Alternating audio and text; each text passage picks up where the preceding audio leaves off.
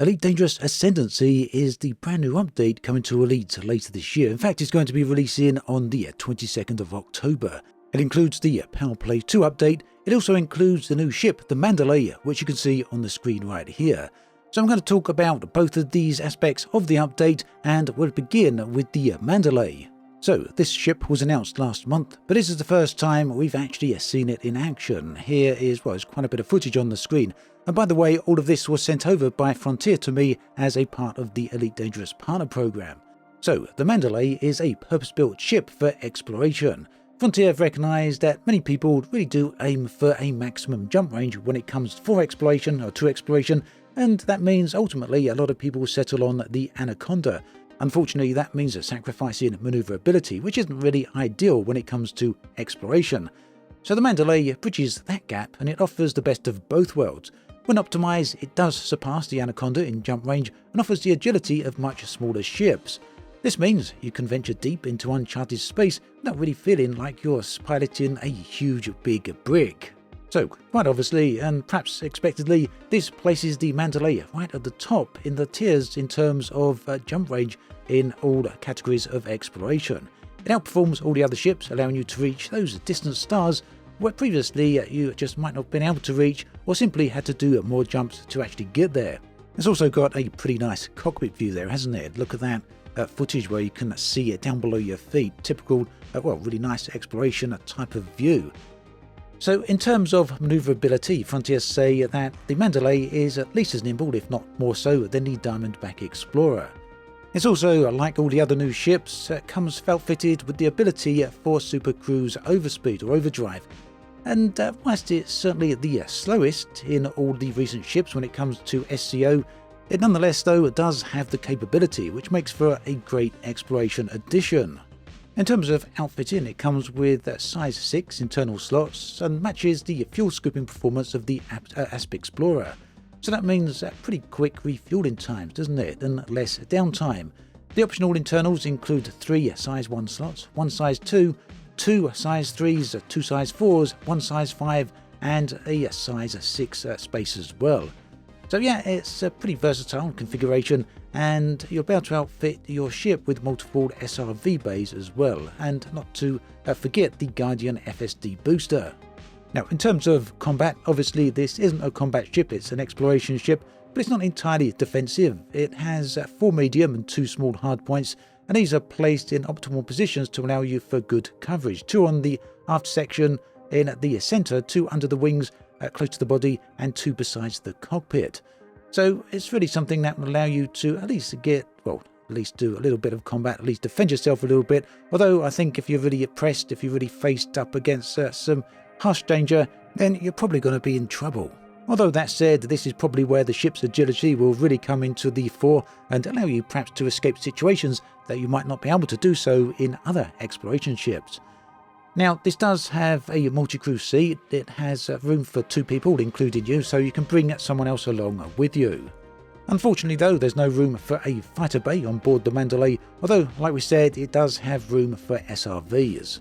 So there we have it, a pretty decent sounding ship. Now, keep in mind that this, like with the other ships recently, will be a paid-for ship. You'll have to buy it from the Elite Dangerous in-game store, with ARX, with real-world money, or alternatively, you can wait a few months and then be able to pick it up inside the game. Okay, so moving on, the large part of the next update, of course, is Powerplay 2. This has been it's a key feature overhaul that Frontier spoke about many years ago at this point, and they've only just got around to actually publishing this. This is, like I say, coming on the 22nd of October, so obviously they have been working on this for a while now. So what does it mean for Powerplay 1? Well, it means that any people who engage within Powerplay 1 will find themselves unpledged from their current powers. Although, don't worry, Frontier say this unpledging won't come with any penalties like we might expect. Think of it instead as a fresh start. It'll give everyone equal footing to explore the new mechanics at the same time.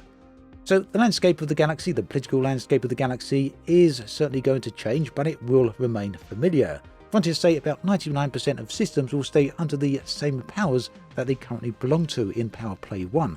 So it's going to be somewhat of a careful transition, they say, rather than a massive sudden shockwave where everything shifts over to a completely different power. But that said, things are certainly going to work very different. In the revamped system, you can pledge your loyalty to one power at a time. The freedom to switch between allegiances is still there, so if you feel the pull of another power, you can make the jump whenever you like. You just need to unpledge to the current one and pledge to the new one. Now, also keep in mind, when Frontier say that they will unpledge everyone, you won't lose any modules or any other unlocks that you already have, but you will lose any gains that you have with that current power. So yeah, in some respects, you probably might see it as losing. In other respects, it shouldn't be making too much difference, but you will need to perhaps regain a little bit of work if you've been working on this over the weeks leading up to the update. Now, one of the big changes is the expanded range of activities that contribute to Powerplay. Now, almost everything you do within Elite Dangerous can have an effect in Powerplay. If you like trading commodities for profit or prefer salvaging valuables from wrecks, these actions, when performed in the right systems, while pledged to a power, will now bolster your chosen faction's influence. So it's a really good way to make everyday activities more meaningful in the grand scheme of the galactic politics. So basically, it seems that so long as you're pledged to a power here, you can go about your daily activities and still contribute towards Powerplay. So for those of you who really do enjoy ground-based activity in Odyssey, what does this mean? What does the new Powerplay system mean for that? Well, Powerplay 2 does bring new opportunities to get your hands dirty. You'll be able to undertake missions like uploading spyware to rival settlements or delivering biological samples to your power's contacts. And these tasks not only give you a bit of difference in a bit of a shake-up, bit of mix-up, bit of variety in gameplay, but they also give you some extra engagement with the universe itself. Hopefully, that's not just Frontier giving a bit of PR speak. Hopefully, that will actually, well, give us a little bit of more flavour and a little bit of more feeling engaged within the world we actually inhabit. So the crime and punishment system is going to get a little bit of a change here. Not a massive overhaul by the sounds of it. I know a lot of people have said over the years they'd like a massive overhaul. I'm not sure actually how many people around today who are still playing Elite Dangerous remember the old crime and punishment system, or the when the current crime and punishment system was introduced. So do let me know if you remember that. But at any rate, it is going to get somewhat tweaked. So yeah, it seems the main focus here that certain Powerplay security forces will engage you if they discover your allegiance lays elsewhere. Although that said, it seems that regular security forces, those aligned to major powers, will be, and perhaps other factions as well, will be indifferent to your Powerplay status. So it's a subtle change, but one that adds a layer to the game. It will probably give you a bit more tension and a little bit more, well, you're going to have to really think and plan ahead if you're heading into territories that are rival powers. And talking of powers, there will be new powers coming along. Now, the existing powers have been here for a long time, nearly 10 years at this point, but there will be some new ones coming up. Frontier haven't spoken to the specifics on this or exactly how many they're going to be, but apparently they say it is going to open up some new possibilities in terms of alliances and rivalries. Now, in terms of rivalries, obviously as one power grows, another will probably in all likelihood shrink. And that's led to the question of what will happen to those powers that get a little bit too small. Could they be potentially completely eliminated? Well, Frontier say that there's no automatic system that allows for a power to be completely eliminated, but Frontier say they will keep an eye on the dynamics and how they unfold nonetheless. So the hint here, the suggestion seems to be that Frontier may well remove a power if they get too small, although in a way something I'll kind of believe when I see it. I don't know about you. But either way, it does sound like some great potential here with powers growing and shrinking, a whole dynamic going on within the galaxy, something which has been there to an extent all along with Powerplay, but something which also seems to be coming much more to the fore with the new system. So another thing that Frontier are talking about here is simplifying the whole process, especially when it comes to control. One big shift here is the removal of government types as a factor in power control. Previously, aligned with specific government types was essential for optimal control and expansion, but now powers can take over and maintain systems without worrying about matching government types, and this change should hopefully make things a little bit more simpler and, well, a little bit straightforward. In other areas of the game, we have the background simulation. This is another area of the game a lot of people like to compete in and a lot of people like to play. Now, the BGS doesn't directly interact with Powerplay 2. Your actions within the BGS, however, can still impact your pledged power indirectly. For instance, Frontier say influence a system's economy or security through the BGS activities can bolster your power's position. So there is a relationship here, and it's one that rewards players who are active on multiple fronts. But that also means that if you're not pledged to a power, you won't be able to influence Powerplay 2. And this is a design choice that really encourages players to commit to a power if they wish to affect the broader political landscape in the game. So yeah, it does make some sense here. Frontier say if you want to be able to impact and change the system, you need to be a part of the system. However, Frontier are keen to point out that all the various activities within the game you'll still be able to engage with even if you're not a part of Powerplay. You just won't actually contribute towards the Powerplay dynamics. And talking of dynamics, Frontier have mentioned previously that settlements, space stations and other controlled areas will have visual changes depending on the influence they're inheriting from the controlling powers. So all of this talk about powers may make you wonder the effect you can expect to see from larger powers versus smaller powers and vice versa. So this is for something that Frontier do want to ensure is balanced at least as best as possible, and that means that they really want to see that smaller powers do remain competitive against larger, more widely backed ones. So the new system includes mechanisms to help them defend and fight back.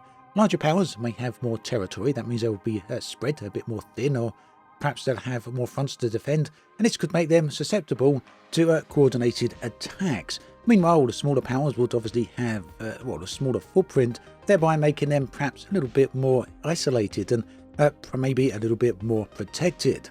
Although, all of this talk of danger and systems being taken is going to remain a thing that certain systems will remain safe havens. So that includes headquarters or capital systems of powers.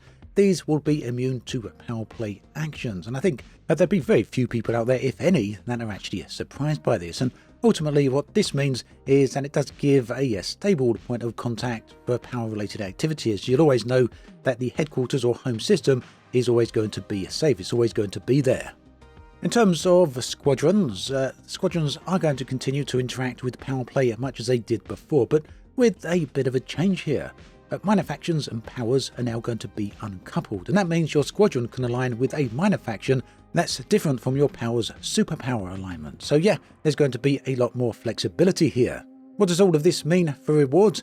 Well, there's going to be a range of non-credit rewards to make allegiance even more worthwhile. And these include perks that provide benefits within your power's systems, care packages filled with engineering materials, and access to unique modules.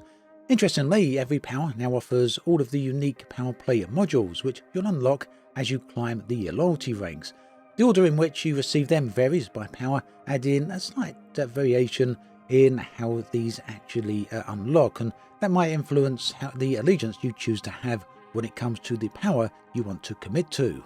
Now, talking of resources and pricing and all this lot, powers will now have a tangible effect on the commodity prices within the systems they control. Some may directly alter prices to benefit their agendas, while others might influence markets indirectly through player activities like incentivized trading. So this should make the economy landscape a bit more dynamic as it opens up to the effects of powers. And you may be wondering just how far and wide the influence from those powers can actually be spread. Well, it seems that powers can spread their influence to any human-populated system within their control range. There's no hard cap here on expansion, but strategic planning, Frontier say, is essential. So stretching too thin could leave a power vulnerable, so careful consideration of where and how to expand will certainly be key here. Now, one thing we saw early on, a while ago, when Frontier did a previous preview of Powerplay 2 with the changes to the UI. And you'll be able to keep track of your power's influence through regular updates in the game's UI and the user interface, which, whilst it won't provide minute-by-minute changes, Frontier say these updates will offer timely information to help you make strategic decisions. So it's going to be a handy tool for staying engaged with the larger picture without getting bogged down in constant data. Hopefully, Frontier do manage this right. Now, if like me, you prefer to play on your own and you like to try and sidestep a lot of these activities, what does it mean for independent commanders? What does it mean for players who prefer to fly on their own? Well, good news. Whilst you'll notice changes like shifts in commodity prices or security forces due to power influence, your core gameplay won't be disrupted.